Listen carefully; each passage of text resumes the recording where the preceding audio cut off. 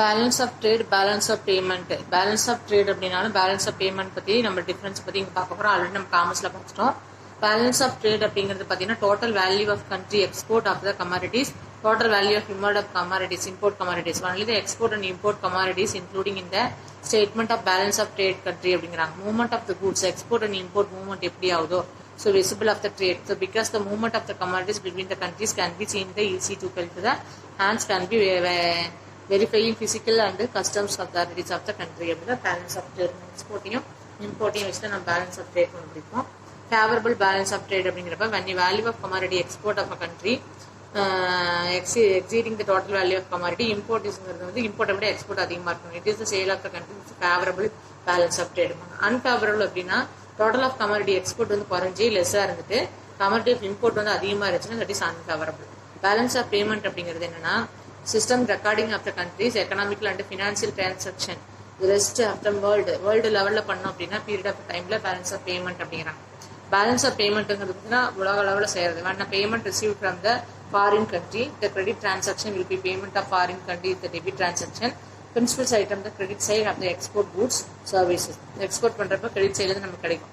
transaction receipt to the gift கிடைக்கும். so foreigners borrowing the abroad, so foreign direct investment, official sales in the reserve நம்ம வச்சிருக்கோம். So இந்த மாதிரி வைக்கிறப்ப assets including gold, foreign currency இதெல்லாம் integrating agency ஆகும். Principles of the debit side அப்படின்னு சொல்லி பார்த்தோம்னா goods service transfer payment foreign rent of the countries. நம்ம இன்வெஸ்ட் பண்ணியிருக்கோம் அப்படின்னா ஐஸ் த ஃபாரின் கண்ட்ரிஸ் அது பர்ச்சேஸ் பண்ணுது அப்படின்னாலோ இல்லை அசட்ஸ் கோல்டு இதெல்லாம் வந்து நம்மகிட்ட இருந்து பர்ச்சேஸ் பண்ணாங்க அப்படின்னா அது நமக்கு debit.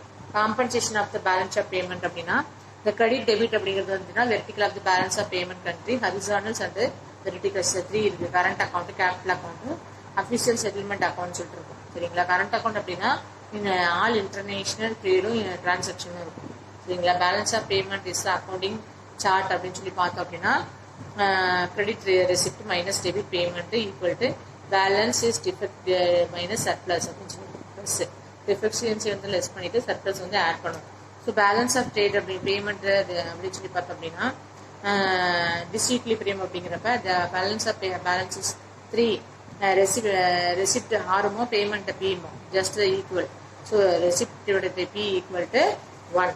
The goods and services, international services, transaction, tourism, transportation, royalty fees, international literal transaction, இதெல்லாம் gift, இதெல்லாம் ஃபாரின் இதெல்லாம் வந்து இருக்கும் பேலன்ஸ் ஆஃப் பேமெண்ட்ல. ஸோ கேபிட்டல் அக்கௌண்ட் அப்படின்னா financial transaction consist direct investment, purchase of interest, financial instruments, non interest bearing demand deposit, gold fall under the capital அக்கௌண்ட்ல capital accounts. Official reserve assets account அப்படின்னு சொல்லி பார்த்தோம்னா official reserve transaction அப்படின்னு சொல்லி பார்த்தோம்னா movement of the international reserves, government and official agencies to accommodations, imbalance of arising current and capital account இதெல்லாமே. Official reserve அப்படின்னு சொல்லி பார்த்தோம்னா country including gold stock, holding in convertible foreign currency, specific drawing rights, so net positions of the international monetary, IMF இதெல்லாமே mention பண்ணி சொல்லுவாங்க. சரிங்களா? Next வந்து பார்த்தீங்க அப்படின்னா நமக்கு ஃபேவரபிள் ஆஃப் பேலன்ஸ் ஆஃப் பேமெண்ட்னா அந்த பேமெண்ட் வந்து exceeding the payment the BOP the favourable அப்படின்னு சொல்கிறாங்க. சரிங்களா? அன்ஃபேவரபிள் அப்படின்னு சொல்லி பார்த்தோம்னா லெஸ் தென் த பேமெண்ட் நமக்கு கம்மியாக கிடச்சது அப்படின்னா அது அன்ஃபேவரபிள் சொல்லுவாங்க. Type of the balance of disequilibrium அப்படின்னு சொல்லி பார்த்தோம் அப்படின்னா 3 டைப்ல இருக்குது. First of all cyclical and secular and structural. First of all cyclical அப்படின்னு சொல்லி பார்த்தோம்னா சைக்கிளிக்கல் டிஸ்இக்லிபிரியம் அப்படின்னு சொல்லி அக்கேர் based 2 reasons. என்னெல்லாம் அப்படின்னு சொல்லிட்டோம்னா first 2 countries may be passed through the different passes of the business cycle. Second, the elasticity of the demands is different between the countries. ரெண்டு கண்ட்ரிக்குள்ள என்ன ஆகும் அப்படின்னு சொல்லி பார்த்தோம்னா first passes the business cycle pass ஆகும், அப்புறம் டிமாண்ட். ஸோ செக்குலியர் டிஸ்இக்லிபிரியம் அப்படின்னா இந்த செக்குலியர் லாங் ரன் டிஸ்இக்லிபிரியம்னு சொல்லலாம். Balance of payment occurred because long run of the deep stream of the changes in economical advance to the stages of the growth, another initial of the stage of the development, domestic of the investment exceeding domestic, saving to the important exceeding of the export of happened in India 1951 நடந்துச்சு. Structural disequilibrium அப்படின்னா structural changes in economy may be also cases as the balance of payment disequilibrium. Such structural changes including developing alternative sources of supply இருக்கு. So development of the better situation, exhausting providing resources changes transaction transaction roots of the cost அப்படிங்கிறாங்க. Causes of the BOP disequilibrium அப்படின்னு சொல்லி பார்த்தோம்னா cyclical fluctuation, structural changes and டெவலப்மெண்ட்ங்கிறாங்க. Cyclical அப்படின்னு சொல்லி பார்த்தோம்னா cyclical டிஸ்இக்விலிபிரியம் அப்படின்னா டிஃப்ரெண்ட் கண்ட்ரீஸில் சைக்கிளிக்கலாக ஃப்ளக்சுவேஷன் ஆகிட்டே இருக்கும். ஸோ மேக்னேட் ஆகும். World trades sharing the sticks during depression while the trade closures during the proportion குறைஞ்சிட்டே இருக்கும். ஸ்ட்ரக்சரல் சேஞ்சஸ் அப்படின்னா disequilibrium causes of the structural changes warrant huge develop பண்ணுறதுக்காக இன்வெஸ்ட்மெண்ட் ப்ரோக்ரஸ் இந்த development economy such economy என்ன ஆகுனா high ஆகிட்டே இருக்கும். Purpose improve the wanted to the capital. So industrialisation of the export may not be boosted of the existence. Development அப்படின்னு சொல்லி பார்த்தீங்கன்னா expenditures அப்படின்னா டெவலப் பண்ணுறதுக்காக ஒரு சில எக்ஸ்பென்சஸ்லாம் பண்ணுவோம். Developing is the result of the income price இன்கம்காக தான். லெஸ் டெவலப்மெண்ட் கண்ட்ரீஸில் வந்து பார்த்தீங்கன்னா டெவலப்மெண்ட் ஆகிறதுக்காக நிறைய செல்ஃப் சஃபிஷியன்சி அண்டு பற்றாக்குறை தீக்கணும், இன்கம் அதிகரிக்கணும், சேவிங்ஸ் கொண்டு வரணும், இன்வெஸ்ட்மெண்ட்டு. ஸோ இது எல்லாமே லோ. ஸோ டிபெண்ட் அப் அந்த டெவலப்பர் கண்ட்ரி டிபெண்ட் பண்ணுறப்ப இது எல்லாமே லோவாக இருக்கும். ஸோ இம்போர்ட் த கமாடிட்டிஸ் அதிகமாக இம்போர்ட் இருக்கும், டெக்னாலஜிக்கல் எக்ஸ்போர்ட் இருக்கும். So law of the import intensity of the high. So இதெல்லாம் என்ன ஆகும்னா டெவலப் பண்ணுறது சஃபர் தான் அட்வர்ட் த பிஓபி. இதனால பேலன்ஸ் ஆஃப் பேமெண்ட் வந்து நமக்கு சஃபர் ஆகுது. கன்சூமரிசம் அப்படின்னு சொல்லி பார்த்தோம்னா பேலன்ஸ் ஆஃப் பேமெண்ட்ல வந்து பார்த்தீங்கன்னா கண்ட்ரியில் adversely affect the huge increasing consumption அதிகமாக இன்க்ரீஸ் ஆக நம்மளுக்கு இம்போர்ட் வந்து அதிகமாக தேவைப்படுது. டிக்ரீஸ் இந்த கேபிட்டல் எக்ஸ்போர்ட் வந்து குறையுது. இதுதான் கன்சூமரிசம் அப்படிங்கிறாங்க.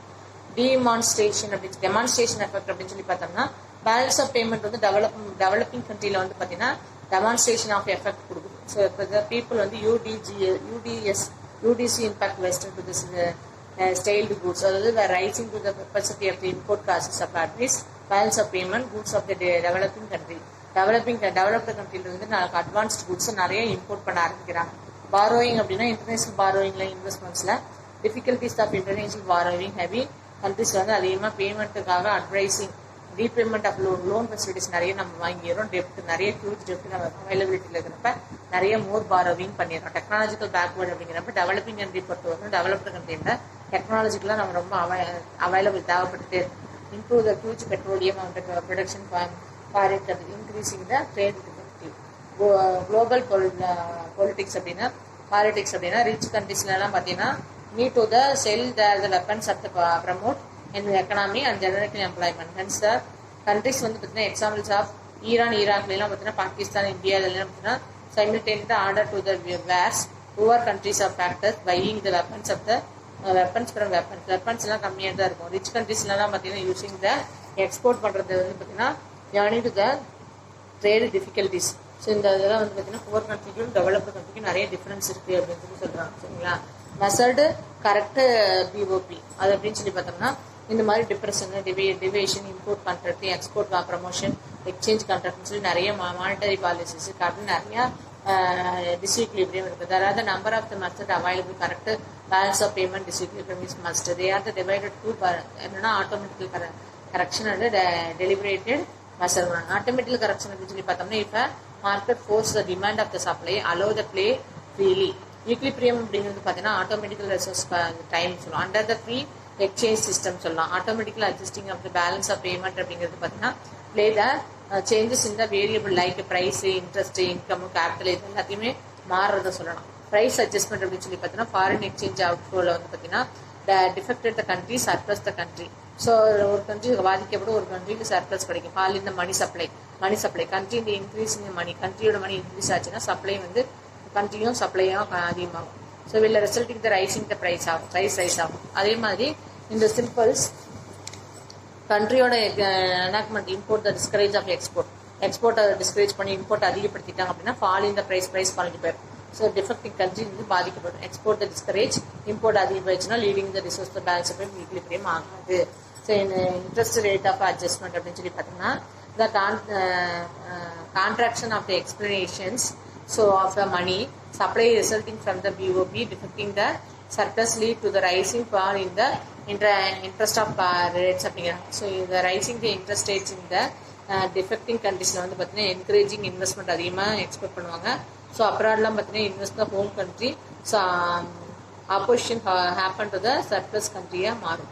இன்கம் அட்ஜஸ்ட்மெண்ட் அப்படின்னு சொன்னால் nation with payment surplus payment அதிகமாக இருந்துச்சுன்னா சர்ப்ளஸ் அப்படிங்கிறாங்க. இன்கம் விச் இன்க்ரீஸிங் ஆச்சுனாலும் அப்போ நம்ம equilibrium rise with balance of payment வந்து சர்ப்ளஸில் வரும்.